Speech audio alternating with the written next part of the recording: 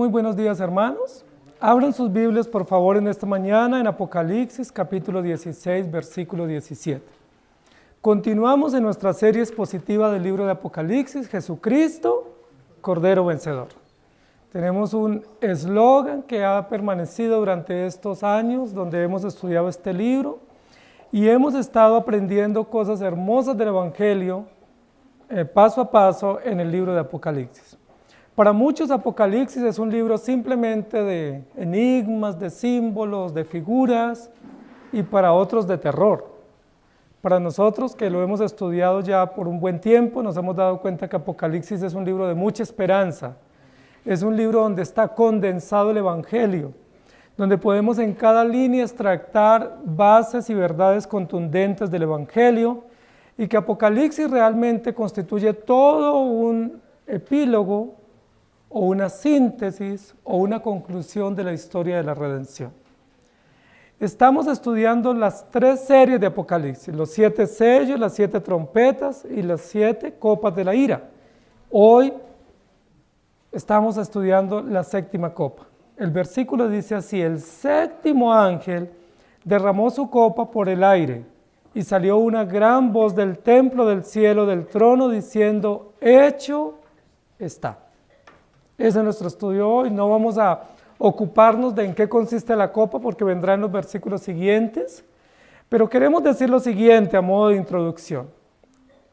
La última serie, que es la serie de las copas, es una serie de ira, ¿sí? El capítulo 15 y el 16 una y otra vez habla de la ira. Uno de los sustantivos que se repite muchas veces en esos 2 capítulos es la ira de Dios. Y para algunos que les gusta solo hablar de un mensaje romántico, dulce, rosadito, pues tenemos que entender que el mensaje del Evangelio es un mensaje también de furor, de ira, que también es un mensaje de sentencia, que es un mensaje de advertencia. Y nosotros hemos venido desarrollando todas las copas, y recuerden que desde el comienzo dijimos que las copas no están destinadas a la naturaleza, como algunos dicen, ¿cierto? Que al mar, al río, a las plantas, a los animales, sino que las copas realmente están dirigidas a la humanidad. ¿Quiénes son los receptores directos de estas 7 copas? Los que adoran a la bestia, los que se rinden a la imagen del dragón y los que persiguen al pueblo de Dios o a Jesucristo y a los creyentes. Ellos son los que van a recibir de manera contundente el efecto de estas 7 copas. Las 7 copas no tienen que ver con contaminación ambiental, ni con ecología, ni con devastación de especies, porque no tendría ningún sentido. Las 7 copas vienen directamente dirigidas a una humanidad que se ha rebelado contra Dios, es decir, toda una sociedad contraria al diseño y al plan de Dios. Eso es importante que nosotros lo notemos, primero. Segundo, estas 6 copas que hemos visto hasta ahora han sido graduales. ¿Sí? Han ido avanzando. Recuerden que comenzaron afectando la imagen, la apariencia, luego comenzaron afectando la comunicación, luego afectando las relaciones, afectando el comercio, afectando las acciones políticas y dirigentes de los gobernantes, y ahora estamos ante la 7ª. Dice: el 7º ángel derramó su copa por el aire. Y uno diría: ¿y ahora qué afectó?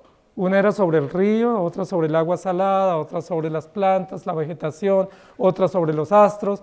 Pero aquí nos dice que este 7º ángel derramó su copa por el aire, y salió una gran voz del templo, del cielo, del trono, diciendo: hecho está.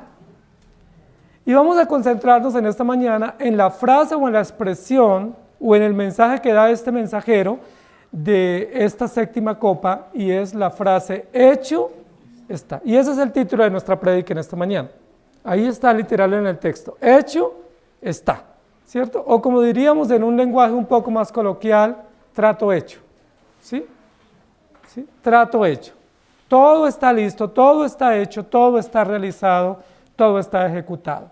Ahora es importante porque la 7ª copa, que habla del número 7 o del final de la serie o del número pleno, termina concluyendo con esa frase extraordinaria: hecho está. Cuando nosotros pensamos en esa frase, tenemos que recordar un episodio anterior donde se escuchó una voz también en un lugar público con un mensaje muy similar a esta expresión. ¿Lo recuerdan? Juan 19:30. Jesús estando en la cruz, ¿cierto? La última palabra de Jesús en la cruz fue consumado es. O todo ha sido consumado, o todo ha sido cumplido, o todo ha sido ejecutado, ¿cierto? Entonces tenemos que, para trabajar esta frase que está aquí en Apocalipsis 16:17, relacionarlo de manera directa con una frase previa o con un texto de referencia paralelo que hace una conclusión casi parecida. Los teólogos y los biblistas nos muestran que Jesús en la cruz, en su proceso de crucifixión y muerte, dio o expresó 7 sentencias o 7 frases, ¿sí? Y la última de todas fue, consumado es. Estamos ante la última serie de Apocalipsis, que es la serie de las 7 copas, y la última copa es, hecho está. ¿Encontramos un paralelo? Hay una relación directa. 7 frases de Jesús en el Calvario o en la cruz, 7 copas derramadas sobre la humanidad rebelde. La última frase de Jesús en la cruz es, todo ha sido consumado, todo ha sido cumplido, y la última copa de la ira de Dios es, hecho está. ¿Estamos de acuerdo? Ahora tenemos que entender también cuáles son los escenarios en los cuales se dan esas dos realidades. El primer escenario se da en una montaña, ¿recuerdan? El monte Calvario o el monte de los Olivos. En el monte de los Olivos, en la ribera de Jerusalén, Jesús está siendo crucificado y en su crucifixión está expresando todas las frases finales concernientes al Evangelio, pero también mostrando el cumplimiento perfecto de todas las profecías del Antiguo Testamento. Jesús está entregándose voluntariamente como cordero vicario, ¿sí? Como ofrenda sustituta por la justicia y por la redención de los creyentes. Jesús en la cruz está entregándose voluntariamente, no como sacerdote. Jesús se está entregando como cordero pascual, ¿sí? Como ofrenda sustituta. Jesús no ofició su sacrificio en un templo, donde normalmente se tenían que oficiar todos los sacrificios. Los corderos, los becerros, los machos cabríos se tenían que sacrificar en el atrio del templo o en el atrio del tabernáculo, y un sacerdote tomar la sangre y luego ir al lugar santísimo y hacer toda la ceremonia y declarar el perdón a favor del pueblo. Sin embargo, en esta ocasión, en el Calvario, Jesús no se sacrifica en el templo. ¿Dónde es sacrificado Jesús? En la ribera de la ciudad, ¿cierto? En la parte alta, en la montaña, más exactamente en el monte de los Olivos. Y Jesús no ofició él propiamente su sacrificio, sino que fue sentenciado de manera vil por soldados romanos, ¿cierto? Por unos gobernantes al mando del imperio romano como Pilatos y por unos sacerdotes y gobernantes civiles religiosos como los sacerdotes, como Anás y Caifás, que eran judíos. Es decir, hay toda una confabulación de reinos, de gobernantes y de emperadores y de militares y de jueces también para dar la sentencia a Jesús, y un pueblo enardecido que grita, crucifícale. ¿Recuerdan? En esa oportunidad, un día, probablemente un viernes en la tarde, después de toda una noche agónica el día anterior y un día agonizante también el viernes, Jesús va a entregar su espíritu aproximadamente a las 3 de la tarde de un viernes. Y en esa tarde, ya en la hora final, cuando estaba a punto de partir y entregar su espíritu, Jesús emite una sentencia, pero una sentencia supremamente importante para nosotros los creyentes. Y es una sentencia que tiene que ver con el cumplimiento exacto de todas las profecías. En esa oportunidad, ustedes pueden ir conmigo a Juan 19:30. Jesús no gritó. ¿Por qué no gritó? Ya no tenía fuerzas para gritar, ¿sí? Recuerden que lo estaban maltratando desde el jueves anterior en la noche. Desde la medianoche habían comenzado a azotarlo y habían comenzado a humillarlo públicamente. Luego toda esa madrugada del viernes y luego todo el día viernes, ¿sí? Había sido golpeado, le habían arrancado su barba, le habían dado latigazos, bofetadas, lo habían hecho caer, lo habían empujado, había cargado la cruz. Jesús ya no tenía fuerzas. Juan 19:30 simplemente dice la Biblia que Jesús antes de ese episodio dijo, tengo sed. Y los soldados romanos mojaron una esponja con vinagre y le dieron para calmar su sed. Y luego Jesús dijo, todo ha sido consumado. Pero fue una voz agonizante, no fue una voz fuerte y potente, no fue una gran voz, no fue una voz enorme que la escuchó todo el pueblo que estaba allí en el Calvario. Fue una voz agonizante, una voz débil, porque era una voz llena de dolor, de angustia y de humillación pública. Pero es tan interesante que pese a ser una voz agonizante o una sentencia agonizante, Juan la escuchó. Y Juan, que es el último de los discípulos y el discípulo que acompañó a Jesús al lado de la cruz hasta la muerte, porque recuerden que la mayoría de los discípulos se habían ido y se habían, algunos atemorizados, otros angustiados, otros huyendo y negando a Jesús, pero todos se habían retirado del lugar de la crucifixión. Solo permaneció hasta el final Juan y un grupo de mujeres. Interesante, ¿cierto? ¿Por qué Juan? Bueno, era necesario que alguien guardara el testimonio y escuchara y tomara testimonio directo, ocular de lo que estaba aconteciendo. Pero también porque Juan, dice la Biblia, que era un discípulo cercano a Jesús y Jesús le había dicho a Juan que él iba a permanecer hasta el final. Pero también porque Juan va a escribir Apocalipsis, ¿recuerdan? Y Juan es el único que toma la mención en el Evangelio de esta expresión y luego la mención en Apocalipsis de una expresión similar. Es el único, no es Pedro, no es Jacobo, no es ningún otro de los discípulos o Mateo, es Juan. Juan está junto a la cruz, muy cerca a la cruz donde Jesús está muriendo, donde está agonizando. Y es probable que esa voz no la hayan escuchado públicamente, pero la escuchó Juan y las mujeres que estaban cercanas allí al momento de la muerte. ¿Y cuál fue esa voz agonizante de Jesús? Tetelestai, una expresión en griego, ¿cierto? Todo ha sido consumido, todo ha sido consumado, todo ha sido cumplido. ¿Qué fue lo que Jesús cumplió en la cruz? Jesús cumplió todas las profecías del Antiguo Testamento, 4.000 años de historia profética, 4.000 años de advertencia, 4.000 años de anuncio donde se decía que el hijo de la mujer tendría que ser entregado cruelmente. 4.000 años de historia del Antiguo Testamento diciendo que era necesario un cordero sustituto, que se pusiera sobre el altar del sacrificio y derramara su sangre a favor de los redimidos. Esa sentencia Juan la escucha. Juan escucha que Jesús dijo, todo ha sido cumplido, todo ha sido hecho. ¿Qué fue lo que Jesús hizo? Cumplir las promesas redentivas, es decir, cumplir todas las disposiciones del pacto, cumplir todos los elementos concernientes al diseño de la redención. Es decir, todo el pueblo elegido por gracia, desde el comienzo de la historia hasta el final de la historia, está completo en la obra perfecta de Jesucristo. Es básicamente lo que Jesús dice. Todo el pueblo de Dios que ha sido redimido puede descansar en la obra suficiente de Jesucristo, el Cordero vencedor. Jesucristo no funge en esta escena del Calvario como un sacerdote, porque los sacerdotes oficiaban.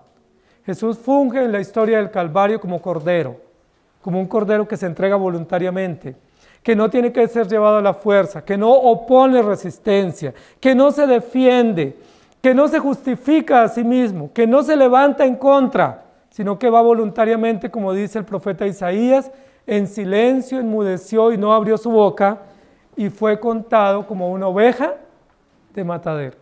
¿Por qué estamos haciendo esta mención? Por varias razones. Una, porque el texto anterior de la semana pasada dice, los reunió en el lugar que en hebreo se llama Armagedón. Y dijimos que Armagedón es la montaña de la matanza, o la montaña donde se corta. ¿Se corta qué? Se corta la vida, se corta el mensajero, se corta aquel que vino para darnos vida y esperanza. Aquel fue cortado en ese monte, en esa montaña pública, y eso se constituye en un hecho público de sentencia contra aquellos rebeldes o insubordinados al plan de Dios que se levantan contra Jesucristo. La séptima copa se va a conectar de manera directa o análoga con el Calvario. Así como esta sentencia de una guerra o una batalla final en Armagedón, se relaciona esta séptima copa con la séptima palabra de Jesús. En el Calvario todo ha sido consumado. En Apocalipsis, la séptima copa, hecho está. ¿Qué es lo que está hecho en Apocalipsis? Si en el Calvario todo fue consumado, ¿qué es lo que este ángel atestigua de una gran voz que se escuchó?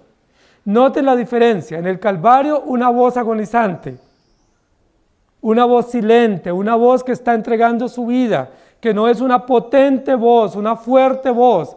Pero aquí en Apocalipsis sale una gran voz. ¿Qué diferencia? En el Calvario es la voz del Cordero, Cordero agonizante, Cordero que entrega su vida. Pero aquí en esta mención de Apocalipsis es la gran voz en el templo. ¿Quién puede ser el único que desde el templo emite una gran voz? No eran los asistentes, no se permitía a los asistentes intervenir en el templo y mucho menos gritar o dar una voz fuerte. No se permitía a los levitas en el templo hablar y mucho menos gritar. No se permitía a ningún sacerdote común hablar de esa manera o emitir voces como sentencias o como anuncios públicos.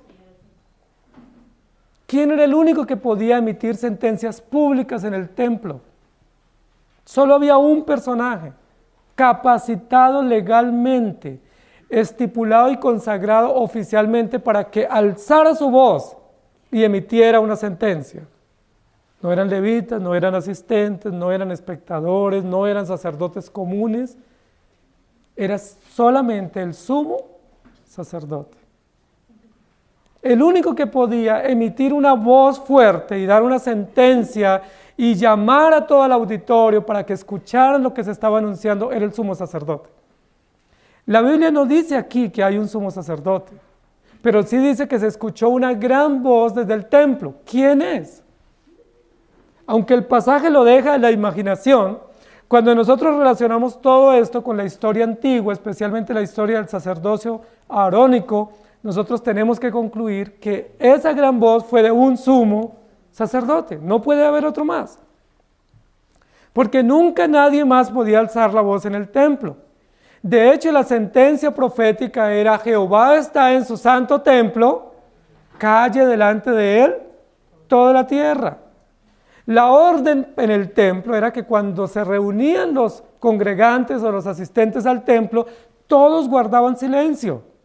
No solo por respeto y reverencia a Dios, sino para poder escuchar atentamente lo que el maestro o el sacerdote exponía, pero también como un acto de adoración.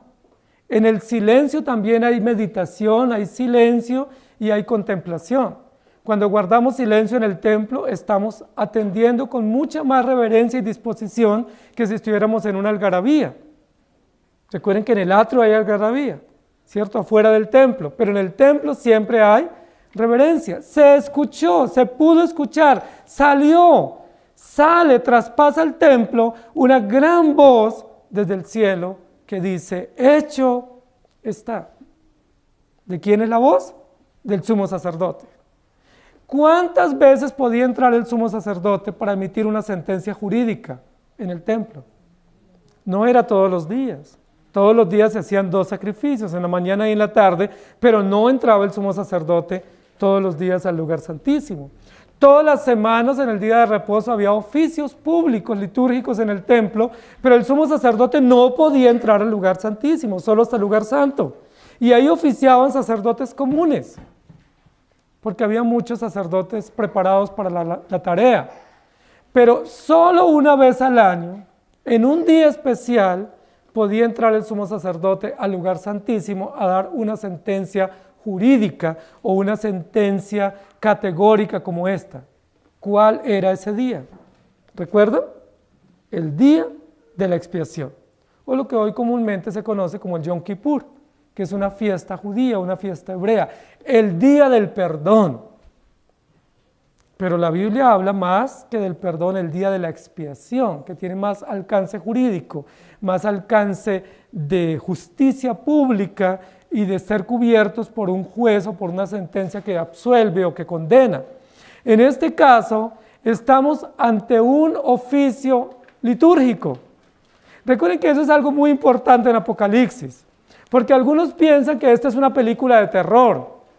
¿Y ustedes creen que una película de terror se filmaría en el templo? En absoluto.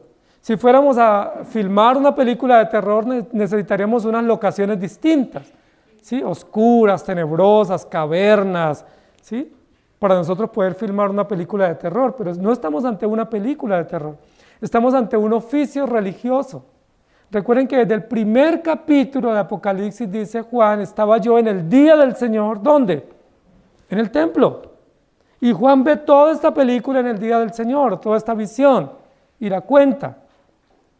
Y ahora, ¿qué nos dice? ¿Qué escuchó Juan que sale o que traspasa desde el templo? ¿Cuál fue esa voz? Hecho está. Es una sentencia jurídica, es una sentencia de un juez o de un sacerdote. ¿Quién es entonces este sumo sacerdote que está hablando en esta oportunidad? Jesucristo.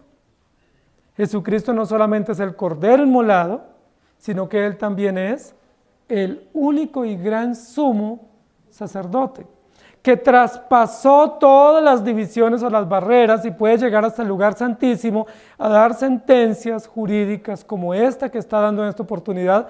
Hecho está. Ahora, noten lo interesante. En el Calvario o en el Monte de los Olivos, Jesús dice, todo ha sido cumplido. ¿Quiénes eran los testigos que estaban allí presenciando ese hecho? Todo el pueblo enemigo de Dios, porque los discípulos habían huido. Soldados romanos, sacerdotes, líderes políticos, estaban presenciando y celebrando la muerte de Jesús, y Jesús dice, todo ha sido cumplido. ¿Podían entender ellos eso o no? No, ellos no entendían nada. Ellos decían, está fuera de sí, es un demente, delira.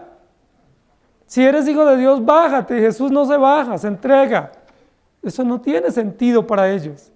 No tiene sentido que este hombre que reunió grandes multitudes y trajo tras sí tantos hombres que trajo beneficio para ellos, ahora se entregue tan vilmente. No tiene sentido. Que ahora delire en el Calvario diciendo yo los perdono. Que luego diga, Padre, en tus manos encomiendo mi espíritu. Y que luego diga, todo ha sido cumplido. ¿Entienden los impíos, Caifás, Anás, Pilatos, estas expresiones? Para nada. ¿Quiénes las pueden entender? Nosotros los creyentes. Porque solamente los que hemos sido beneficiados con el perdón de Jesucristo podemos entender que en Jesucristo todo ha sido cumplido. Que Él es el gran consumador de la historia de la redención. Pero miren lo interesante, ahora se da una frase similar, no es igual, similar. Hecho está. ¿Dónde se da esta sentencia? No en un monte, sino en el templo. En el templo. ¿Quiénes son los que asistían regularmente en el templo? Los creyentes. ¿Quiénes preparaban todo para los oficios del templo? Los levitas. ¿Quiénes oficiaban? Los sacerdotes. ¿Quién podía entrar en el lugar santísimo? El sumo sacerdote. Todo un oficio religioso, una liturgia, todo un auditorio lleno de creyentes, pudiéramos decir de redimidos, de salvos, presenciando. Y en ese momento, cuando todo el auditorio está en el lugar santo, aguardando la sentencia, el gran sumo sacerdote emite una voz fuerte y potente, sonora y clara, y dice, hecho está. Muy interesante esa sentencia, porque esa sentencia, si bien es cierto, la escuchan los creyentes en el templo, es la sentencia jurídica contra los enemigos del pueblo de Dios. Recuerden el sello número 5, Señor Dios justo y poderoso, ¿hasta cuándo? ¿Hasta cuándo? Pero aquí Jesús dice, hecho está. Es decir, llegó el momento, llegó el punto final de la historia. No hay más permiso para que estos perseguidores de los creyentes, para que estos enemigos de Dios, para que estos sistemas dragónicos y bestiales sigan haciendo y deshaciendo. No hay más permiso. Hecho está. Se acabó. Se derrama la copa de la ira sobre el aire. Es interesante. ¿Por qué se derrama sobre el aire? ¿Por qué no sobre un río, sobre una montaña o sobre un elemento propio de la creación visible? ¿Por qué en la atmósfera? Algunos dicen muchas cosas y ustedes saben que en Apocalipsis la gente siempre delira, especula mucho. Pero básicamente nos muestra la urgencia de este mensaje y de este mensajero. ¿Sí? Que va como tan rápido que no llega, como en los otros episodios, a un punto fijo o a un punto determinado, sino que rápidamente desde el aire vacía la copa, porque se llegó al final, no hay más oportunidad. ¿Sí? El séptimo ángel, y recuerde que los 7 ángeles estaban en el cielo, y derraman o vacían unos tazones de ira, unas copas enormes de ira, dice, sale como algo así como precipitado o con mucha urgencia a derramar esta copa de la ira y la vacía o la derrama en el aire, o en el aire se derrama, o inmediatamente se vacía, dando a entender que no hay más oportunidad, ¿cierto? Y que viene sobre toda la humanidad. Pero recuerden que el aire en la historia de la redención también es muy importante, porque primero la atmósfera fue creada por Dios, Génesis 1, ¿recuerden? Y dijo Dios, haya luz en la expansión o en la atmósfera, y separó la tierra firme de la expansión. Y a la expansión, ¿cómo llamó Dios? Cielos, o a la atmósfera, ¿sí? O la expansión, o lo que nosotros vemos, que es infinito, el firmamento, el espacio, o el universo, es lo que la Biblia llamaría la expansión. Dice a la expansión llamó cielos, y a lo demás lo llamó tierra. Entonces la expansión también fue creada por Dios, o el universo, o la atmósfera. Pero también la Biblia nos dice, concerniente a la venida del Señor, ¿dónde aparecerá Jesús? En las nubes, en el aire, ¿cierto? Dice que aparecerá en el Hijo del Hombre en las nubes y todo ojo lo verá.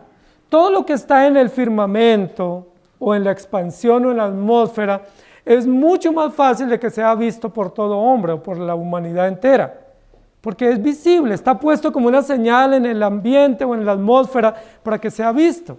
Por eso todo el mundo ve el sol y la mayoría lo adoran, porque recuerden que la Biblia dice que el sol y la luna y las estrellas fueron puestos en el firmamento o en el espacio como señales.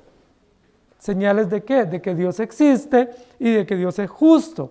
Luego la Biblia dice que el Hijo del Hombre aparecerá en las nubes y todo ojo lo verá. Aquí dice, el séptimo ángel derramó su copa por el aire, o en el aire, o sobre el aire, o en la atmósfera. E inmediatamente salió una gran voz del templo del cielo. Para los que dicen que estos episodios van a suceder en un templo reconstruido en Jerusalén, aquí no dice eso.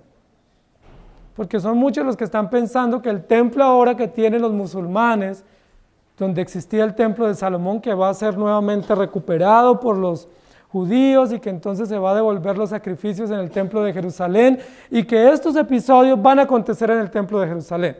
¿Ustedes creen que Jesús va a venir del cielo a entrar otra vez a ese templo de Jerusalén que él mismo profetizó que iba a ser destruido?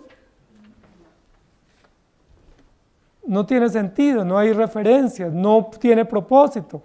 Cuando Jesús dijo en el Calvario, todo ha sido cumplido, es todo. Entonces no tiene sentido que vuelva a reconstruir para decir, mire, me faltó algo y vine a completar lo que faltó. Porque consumado es todo se pagó.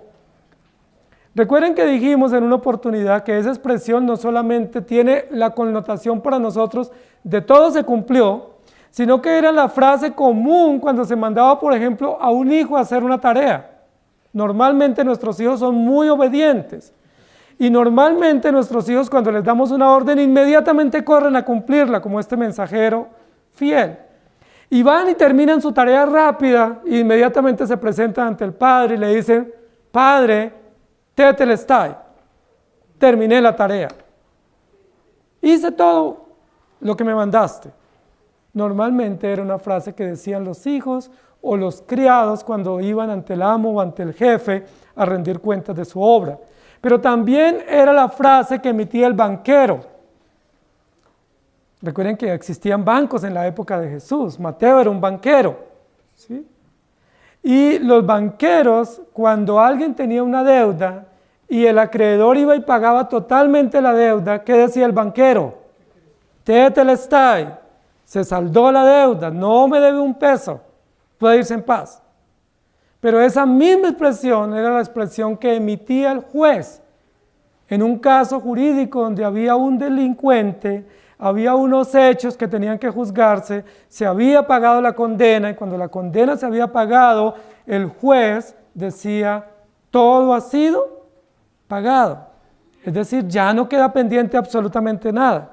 No hubo impunidad, no se pasó por alto, se pagó justamente por el delito cometido. En este caso, Jesús cuando fue a la cruz, Él cumplió todas esas connotaciones del término.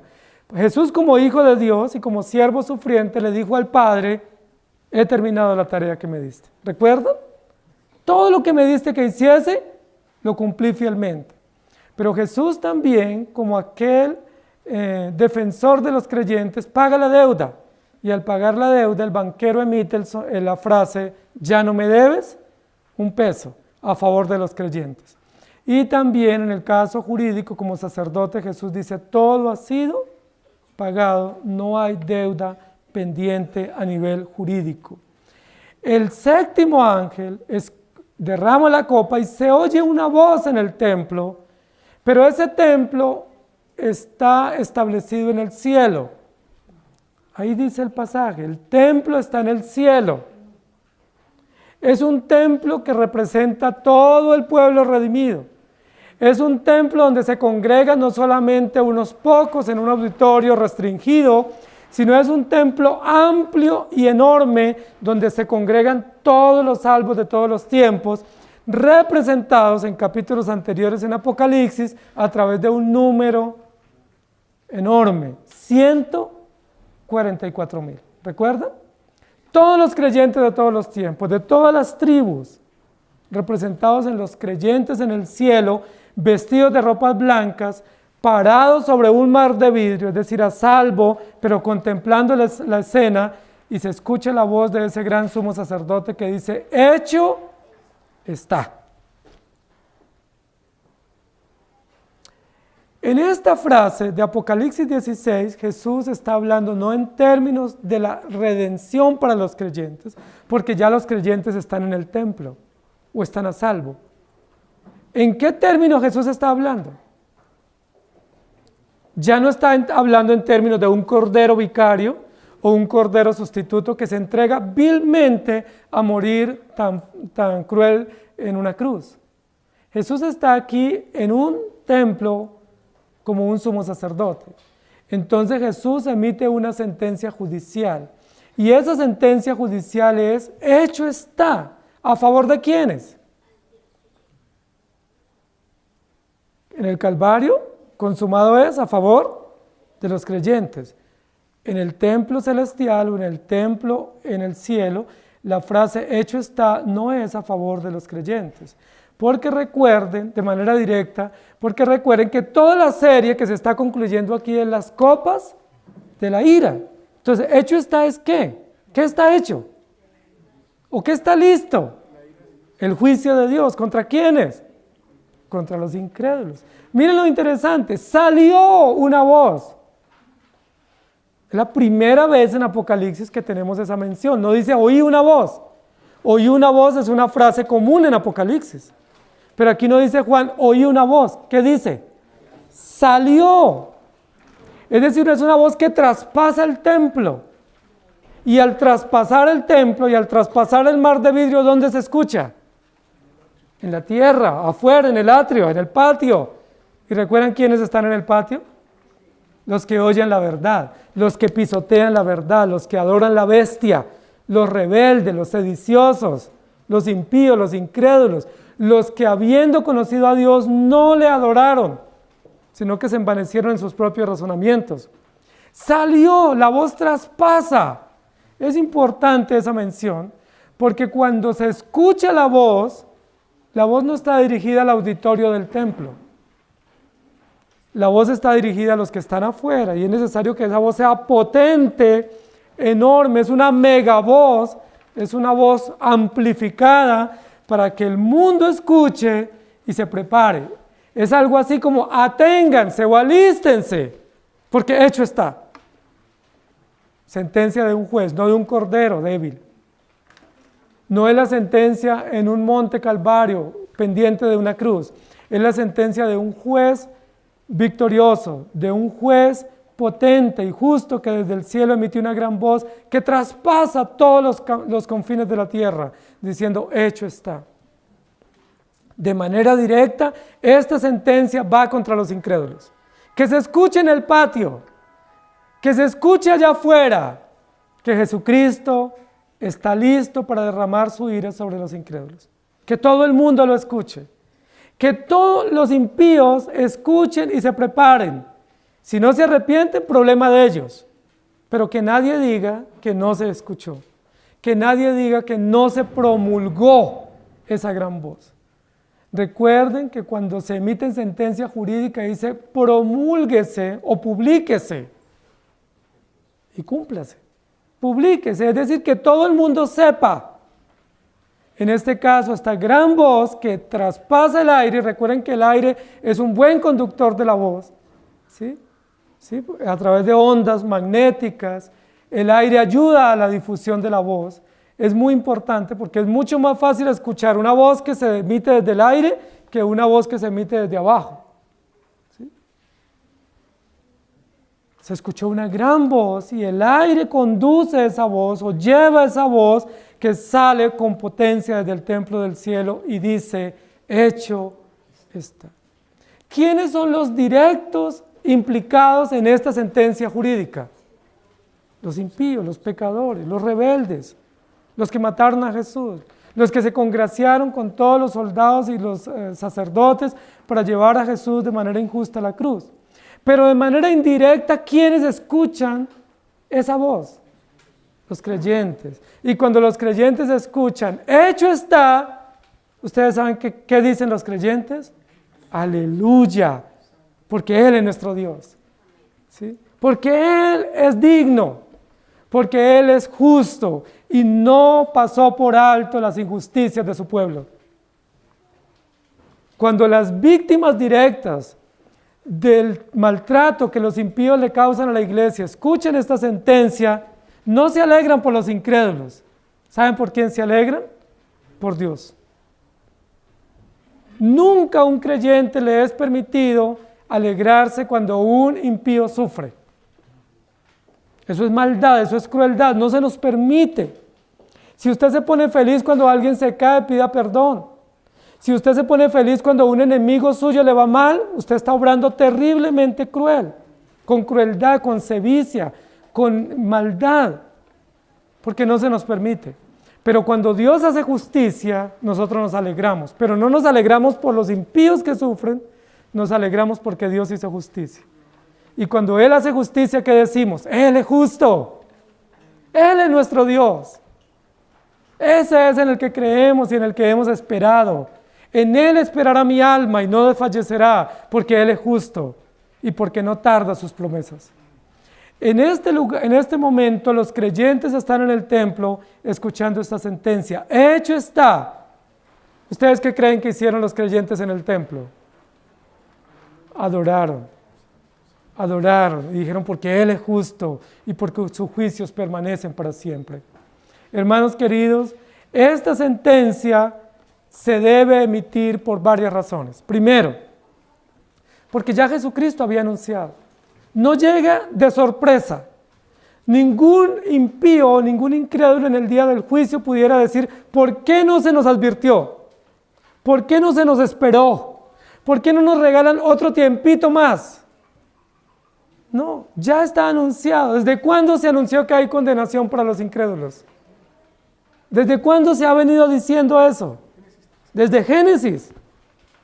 Desde Génesis 2 dice, el alma que pecare, morirá. El día que de él comieres, ciertamente morirá. Desde Génesis 2, desde Génesis 3 está predicando que hay esperanza para el pecador.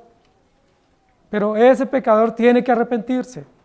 Pero recuerden que hay una sentencia casi como un estribillo en el libro de Apocalipsis y es, pero no se arrepintieron. Es un estribillo, es como un coro en el libro de Apocalipsis. Un coro que muestra la reacción de los incrédulos, pero no se arrepintieron, sino que blasfemaron. Y Dios los sometía a grandes juicios y ellos, en lugar de arrepentirse, ¿qué hacían? Más renegaban contra Dios. Es decir, ya eso fue anunciado. Pero ¿qué otra cosa tienen los incrédulos como testimonio en contra para esta sentencia? Que no solamente se anunció que el que no crea ya ha sido condenado, sino que además de eso, los incrédulos tienen testimonio. No a favor de ellos, sino en contra de ellos. ¿Cuál es el testimonio que los incrédulos tienen que atestigua contra ellos? El de los creyentes. Porque cada vez que ellos persiguen creyentes, los creyentes les dan testimonio de que ellos son hijos de Dios. ¿Y cómo quedan los incrédulos, o los sistemas, o los medios de comunicación, o las entidades que van en contra de la verdad de Dios? Quedan sin armas. Porque ellos, por ejemplo, cuando hostigan a los creyentes y les dicen, renieguen de Jesucristo y les perdonamos la vida, ¿qué hace un verdadero creyente? Dice, yo no puedo renegar de mi Señor. Yo no puedo volverme atrás de esta fe que he profesado. Yo no puedo abandonar a aquel que me ha perdonado y me ha dado esperanza eterna. Y muchos de los mártires cristianos, dice la historia, que entregaron sus vidas cantando. Y muchos de ellos entregaron sus vidas diciendo, me voy con el Señor, recíbeme Señor en tu presencia. Y estos hombres que los apedreaban o los entregaban a los fosos o a las hogueras, quedaban desconcertados. ¿Cómo así? A Jesús mismo le dijeron, si eres hijo de Dios, sencillo, baja de la cruz. Eso es simple. ¿Y Jesús qué hizo? Se quedó hasta el final y entregó su vida. Eso es desconcertante para los sistemas impíos. Es muy desconcertante para todos los sistemas bestiales y dragónicos que nos rodean, que los creyentes, en lugar de levantarse, de resistir, de tomar armas, de defenderse, de hacer protestas, la única protesta que los creyentes hacen es venir los domingos al templo. Esa es la única protesta que tenemos. Esas son las únicas vías de hecho que tenemos para defendernos. Y venir y postrarnos delante del Señor y decirle, Señor, tú conoces mi causa, yo espero en ti. Tú conoces la angustia que tengo, confío en ti. Tú conoces las injusticias que cometen contra nosotros, pero Señor, tú eres mi juez, tú eres mi defensor, hazme justicia. ¿Cómo quedan estos sistemas dragónicos? Desconcertados. Porque no solamente se les advirtió que están bajo condenación, no solo se les advirtió de que ellos tienen justicia en contra de parte de Dios, sino que tienen unos testimonios que ellos no pueden silenciar. Y aunque los silencien quitándoles la vida, esos testimonios quedan grabados en la conciencia. Uno de ellos es la muerte de Esteban, que la Biblia registra. Había un hombre llamado Saulo de Tarso, uno de los hombres más prominentes del primer siglo, en conocimiento, en filosofía, en teología. Era un hombre muy ilustre, era políglota, era un hombre con una cultura general impresionante, se movía en los imperios como pez en el agua. Era un hombre capacitado en una de las mejores universidades que existía en ese momento. Tenía la anuencia de los reyes y los gobernantes para mandar a perseguir a los creyentes. Iba de pueblo en pueblo pidiendo autorización para perseguir a los creyentes. Y a muchos de ellos los encontraba reunidos en las sinagogas. ¿Y ustedes saben qué hacía? Los mataba. Tenía autorización. Tenía el permiso de los dragones y las bestias del momento. Nerón, Tito y muchos emperadores terribles, matando creyentes a diestra y siniestra. Y este hombre tan inteligente, tan ilustre, perseguía a los creyentes y no se inmutaba, Pues recuerda una vez cuando mataron a un joven diácono. Esteban era un diácono, pero un diácono lleno del Espíritu Santo, lleno de fe y de sabiduría. Cuando lo llevaron a la muerte por apedreamiento, dice la historia bíblica, no la historia secular, sino la historia bíblica, que Esteban se entregó voluntariamente a la muerte. Y mientras le tiraban piedra, dio un gran discurso. Un gran discurso, y en ese discurso dio todo un resumen del Evangelio, de toda la historia de los patriarcas y los profetas hasta Jesús. Y dice la Biblia que cuando Esteban murió, también dijo: Padre, perdónalos, porque no saben lo que hacen. Y la Biblia dice que su rostro resplandecía como el de un ángel. ¿Cómo les parece? Y estos hombres tirándole piedra, y el otro brillante, tranquilo, sereno, apacible, predicando, sin ninguna muestra de rencor o de odio o de resentimiento contra Dios ni contra sus enemigos. ¿Ustedes saben el impacto que eso produjo en esa multitud? Por lo menos la Biblia registra el impacto que tuvo en la mente, en la retina de Saulo. ¿Se acuerda quién vigiló y quién supervisó la ropa de Esteban mientras lo apedreaban? ¿Quién tenía la autorización legal, el edicto? Saulo. Era el encargado de estas lides. Era el responsable directo de que se mataran creyentes en el primer siglo, no solo entre los judíos, sino también entre el mundo gentil, en Antioquía y en todo el mundo conocido. Saulo de Tarso no solamente tenía la autorización, sino que vigiló, custodió la ropa de este joven mientras lo desnudaron y lo apedrearon, pero también escuchó el discurso de Esteban. Podemos decir casi sin equivocarnos que quien predicó el mensaje más contundente que llegó al corazón de Saulo fue un diácono.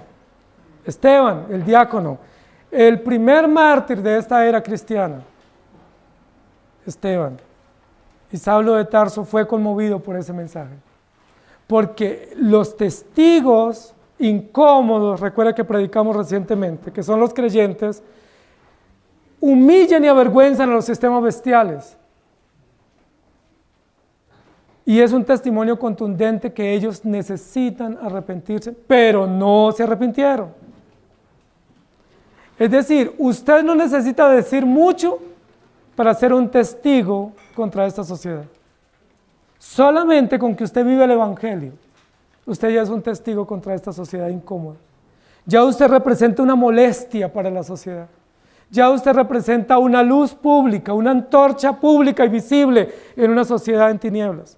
Solo con que nuestros jóvenes en los colegios y universidades sean honestos en sus clases, solo con eso representan una antorcha para sus profesores y para sus compañeros. Solo con que no se copien los exámenes, no se roben las notas, solo con que no digan palabras soeces, solo con que se comporten adecuadamente, solo con que cumplan con sus deberes, ya ellos son unos testigos que representan un testimonio público. ¿Contra quiénes? Contra sistemas imperiales, sistemas bestiales y dragónicos. Entonces, cuando Jesús dice, hecho está, este gran sumo sacerdote en el cielo, hecho está, Él está diciendo, ya se les anunció. Pero no solo se les anunció, también se les testificó. Y uno diría, ¿quién les testificó? Todos los profetas, todos los creyentes de todos los tiempos hemos y han testificado de Jesucristo el Señor. Pero también ya se ha cumplido en la cruz todos los eventos concernientes a este cumplimiento. ¿Hay oportunidad para que se espere un poco más? No, señores. El tiempo llegó y desde el cielo se emite la voz y la sentencia. Hecho está. Queridos hermanos, no hay tiempo para esperar. La Biblia dice que Dios es longánimo, es decir, tiene una paciencia que espera. No una paciencia que pasa por alto, nunca. Eso sería injusticia. La paciencia de Dios es una paciencia que espera, que aguarda los momentos oportunos, los momentos justos. Pero aquí llegó el momento. La orden es, vaya al último ángel y derrame la copa. Y en el momento en que derrama la copa, vocea la copa sobre el firmamento, se escucha una gran voz desde el cielo que llega hasta la tierra y dice, hecho está. Si ustedes notan, todo el ambiente de esta copa o de este preámbulo al mensaje completo de la copa séptima es un preámbulo o es un ambiente, perdón, un escenario de un trono, donde hay un juez, donde hay un rey, donde hay un señor. Habla de un templo, habla del cielo y habla de un trono. La primera sentencia, todo ha sido consumado, se dio en una cruz. En medio del barro, del polvo y de la sangre, en medio de la carnicería, de la matanza, de sangre derramada y de gente enardecida como sicarios gritando que mataran a Jesús. Pero en esta oportunidad no va a ser así.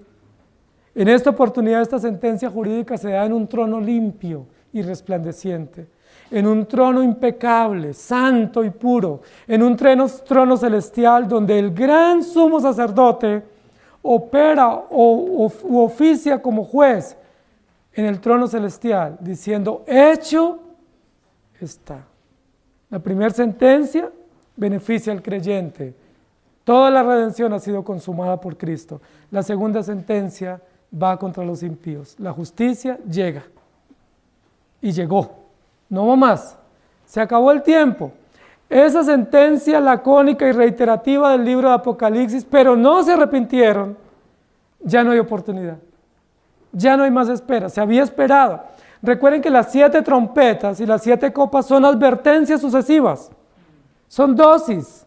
Son momentos históricos en la vida de la humanidad donde Dios ha dicho, ojo, no jueguen conmigo, no piensen que estoy dándoles sentencias que no voy a cumplir.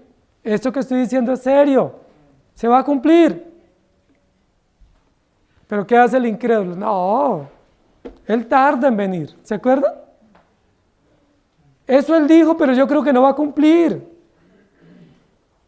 Y dice la Biblia, no sea que alguno de nosotros pensemos que él tarda y nos envanezcamos en borracheras, en orgías y en desórdenes, y cuando él venga, nos encuentre dormidos. Los verdaderos creyentes, es decir, los regenerados, saben que él viene. ¿Cuándo? No sabemos, pero viene pronto y no retarda su promesa.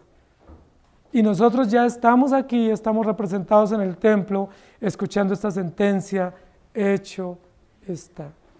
Hermanos queridos, aunque no nos gozamos en la condenación del impío, sí nos alegramos en la justicia de Dios a favor de la iglesia. Una de las cosas que mitiga mucho la carga de una víctima es que se haga justicia. Aunque no se pueda reparar, por ejemplo, en algunos daños sensibles o en daños muy profundos, donde realmente no se puede devolver o reparar el daño, lo que sí trae alivio o mitiga la carga de ansiedad, de angustia y de soledad y de vergüenza por la victimización que ha tenido esta persona es que se haga justicia contra su victimario. Aquí lo que nos está diciendo la Biblia es Dios es juez justo. Y todo eso que nos han hecho a nosotros y que hemos guardado silencio y que no nos hemos defendido, todo eso que ha pasado a lo largo de la historia, donde han matado centenares de creyentes. Recuerden que ahorita en este mes pasado hubo muertes masivas de creyentes, ¿sí? En Arabia Saudita, en Afganistán, en Pakistán, en muchos países del lejano oriente, donde están persiguiendo a los creyentes. Los creyentes no estamos levantándonos en armas, no lo vamos a hacer. Por favor, guarden sus armas. Saquen la espada de 2 filos, que es la única arma permitida para los creyentes, y pregonan el Evangelio. Y vamos a predicar, arrepiéntanse. Es el mensaje que predicamos. Pero cuando el Señor dice, hecho está, los creyentes tenemos alivio. Se hizo justicia. Se hizo justicia. Dios es justo. Dios es infinitamente justo y santo. Romanos 8, 32 y 33 dice, el que no escatimó ni a su propio Hijo, sino que lo entregó por todos nosotros, ¿cómo no nos dará también con él todas las cosas? ¿Quién acusará a los escogidos de Dios? Dios es el que justifica. ¿Quién es el que condenará? Cristo es el que murió, más aún el que también resucitó, el que además está a la diestra de Dios, el que también intercede por nosotros. Y el que está en el templo, entrando para dar esta sentencia final, diciendo, hecho está. Romanos 5:11, y no solo esto, sino que también nos gloriamos en Dios por el Señor nuestro Jesucristo, por quien hemos recibido ahora la reconciliación. Y luego en Romanos 3, 24 y 26 dice, siendo justificados gratuitamente por su gracia, mediante la redención que es en Cristo Jesús, a quien Dios puso como propiciación por medio de la fe en su sangre, para manifestar su justicia, a causa de haber pasado por alto en su paciencia los pecados pasados, con la mira de manifestar en este tiempo su justicia, a fin de que Él sea el justo y el que justifica al que es de la fe de Jesús. Amén. Él es el justo y el que justifica. Ya no justificó a nosotros. Ahora, ¿qué va a hacer con los incrédulos? Los condenará. Los creyentes justificados por gracia, los impíos condenados por justicia. Los creyentes absueltos por la misericordia infinita de Jesucristo en esa sentencia del Calvario, tetelestai, todo ha sido consumado. Y los impíos condenados por justicia en esa sentencia del trono jurídico del sumo sacerdote. Hecho está, viene justicia contra ustedes, destrucción y condenación para los incrédulos. El mensaje siempre ha sido el mismo, no va a cambiar. No pretendemos que cambie. Ustedes y yo desde el Edén confiando en Jesucristo y los incrédulos desde el Edén resistiendo la verdad. No va a cambiar. Nosotros a veces nos sorprendemos y decimos, ¿cuánta maldad hay? Hermanos, la maldad es la misma, porque la maldad está en el corazón del hombre. Y la maldad domina el corazón del hombre. Pero en medio de la maldad, como dice la Escritura, donde abunda el pecado, sobreabunda la gracia. No nos intimidemos en medio de una sociedad perversa.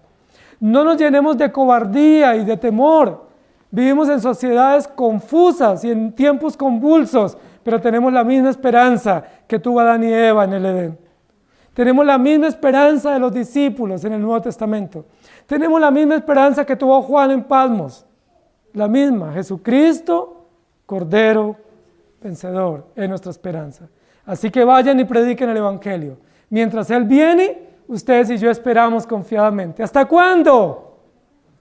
En breve, está a las puertas, está por venir. En poco tiempo en el aire veremos su señal y escucharemos su gran voz de la sentencia final. Que el Señor nos ayude para estar preparados y para estar preparados con valentía y con gallardía. No como el avestruz que cuando ve el peligro entierra la cabeza. ¿Sí? No como la tortuga que cuando se siente amenazada se esconde. No, los creyentes tenemos que estar con gallardía, con coraje, como dice el apóstol Pablo, portaos varonilmente, no se intimiden. Hay tiempos peligrosos, hermanos, para la familia, para la iglesia, para nuestros jóvenes. Hay tiempos peligrosos para la iglesia, para la fe. Pero hermanos, los tiempos peligrosos deben poner en evidencia nuestra fe y nuestro valor y nuestro coraje. Amén. Somos un pueblo valiente, somos soldados en combate, soldados en pie de lucha, siempre adelante, retroceder, nunca rendirse, jamás. Esa es la sentencia, siempre adelante, es la sentencia cristiana, es la sentencia de los soldados cristianos. ¿Cómo así que me desanimo y me devuelvo? Olvídese, los creyentes no se devuelven, porque aquel que mira atrás no sirve para el reino de los cielos. Aquel que poniendo las manos en el arado, aquel que gustando del bien celestial vuelve atrás, es mejor que no le hubiera conocido, dice la Biblia. Mejor que se cuelgue una piedra en la cabeza, al pescuezo y se vaya a lo profundo de la mar. Es un mal nacido, dice la Biblia, mejor que no hubiera nacido. Mire las sentencias tan terribles. ¿Por qué? Porque aquel que es un hijo de Dios es siempre con Cristo, no importa lo que pase. Nos miren mal, nos persigan, nos hagan injusticias, llevemos consecuencias. Hermanos, nosotros no seguimos beneficios, nosotros seguimos al autor y consumador de la fe. Si ustedes quieren escuchar esta sentencia en el trono celestial, tenemos que estar firmes hasta el final. Si ustedes se desaniman, mejor no vuelva, porque los creyentes no somos de los que retrocedemos, sino los que ponemos la mirada al frente, como viendo al invisible, sabiendo que el Señor cumple sus promesas. Que el Señor nos ayude. Amado Señor, gracias por recordarnos el Evangelio. Y gracias por recordarnos que nada ni nadie nos puede separar del amor que es en Cristo Jesús. Que aquellos que han sido regenerados tienen un sello de garantía, tienen un sello indeleble en sus conciencias. Y es el sello de tu obra perfecta en la cruz del Calvario. Y que absolutamente nada, ni nadie, ni la vida, ni la muerte, ni ángeles, ni principados, ni lo pasado, ni lo porvenir, ni lo de afuera, ni lo de adentro, ni lo de arriba, ni lo de abajo, nos puede separar del amor que es en Cristo Jesús. Y hoy nosotros como iglesia celebramos que tú nos has sostenido en medio de gran oposición, en medio de grandes realidades y circunstancias que han venido contra nosotros, aún de nuestro propio corazón. Tú nos has sostenido por gracia, porque así te ha placido. Porque tú, aquel que llama, lo sostiene hasta el final, hasta tenerlo firme, vencedor sobre ese mar victorioso de vidrio, contemplando no solamente al Cordero vencedor, sino también presenciando la gloria de los creyentes y la sentencia justa contra los impíos. Hecho está, todo está listo, no hay nada por esperar, solo guardamos tu venida. No esperamos nada más, no anhelamos nada más aquí. No anhelamos ni tierras, ni bienes, ni riquezas, ni paz. Lo único que anhelamos como iglesia es que tú vengas. ¿Hasta cuándo, Señor, nos harás esperar? ¿Hasta cuándo nos harás esperar tu venida? Estamos listos, Señor. Tu pueblo, tu iglesia de todos los tiempos dice, ven, Señor Jesús, que te estamos esperando. Y tú desde el cielo, con tu voz potente y clara, dice, listo, todo está listo, todo está preparado, hecho está. El juicio final, la venida y el cierre, el telón se cierra, el telón baja y se consuma plenamente esta historia temporal. Gracias te damos por el perdón que nos has dado y porque nosotros tenemos unos medios para dar testimonio y es el Evangelio. Gracias por ayudarnos a entender que nuestros medios no son belicosos, que nuestros medios no son de hecho, que nuestros medios no son de resistencia a los sistemas, sino que nuestros medios son de pregonar el Evangelio. Escuchen o dejen de escuchar. Que nuestro medio legítimo es abrir nuestra voz, no para defendernos, sino para pregonar el Evangelio de gloria y para decir arrepiéntanse, porque el que no cree en Cristo ya ha sido condenado. Si nos matan, que nos maten. Si no escuchan, que no escuchen. Si nos persiguen, que nos persigan. Si eso hicieron con el árbol verde, ¿qué no harán con el seco? Y nosotros no somos ni siquiera árboles secos. Somos como pequeñas zarzas, pequeños arbustos que solamente tienen vida y esperanza a través de Jesucristo, nuestro Cordero vencedor, nuestro gran y potente sumo sacerdote, que oficiará la liturgia final en el templo celestial, y los creyentes en pie celebraremos por la eternidad que tú eres nuestro Dios, que eres nuestro Señor, su Cordero sustituto, pero que eres nuestro juez por la eternidad. Gracias te damos en Cristo Jesús. Amén. Que el Señor les bendiga, iglesia.